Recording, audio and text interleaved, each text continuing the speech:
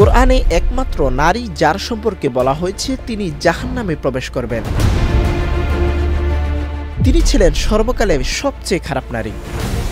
তিনি ছিলেন অত্যন্ত ধনী এবং অত্যন্ত শক্তিশালী পরিবারের রমণী। তার একটা কথাতেই পুরো মক্কা শহর কেঁপে উঠত।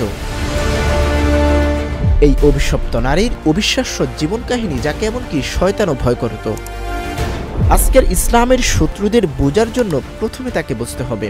তিনি প্রথম সেই কৌশলগুলো ব্যবহার করেছিলেন যা আজও ইসলামের শত্রুরা ব্যবহার করে।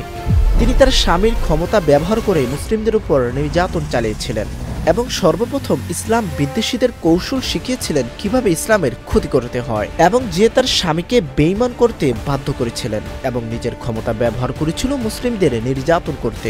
এমন এক নারীর গল্প বলতে যাচ্ছি যিনি এতটাই খারাপ ছিলেন যে শয়তানও তার কর্মকাণ্ডে অবাক হয়ে যেত। কে ছিলেন সেই নারী যাকে আল্লাহ তাআলা কোরআনে অভিশপ্ত হিসেবে উল্লেখ করেছেন?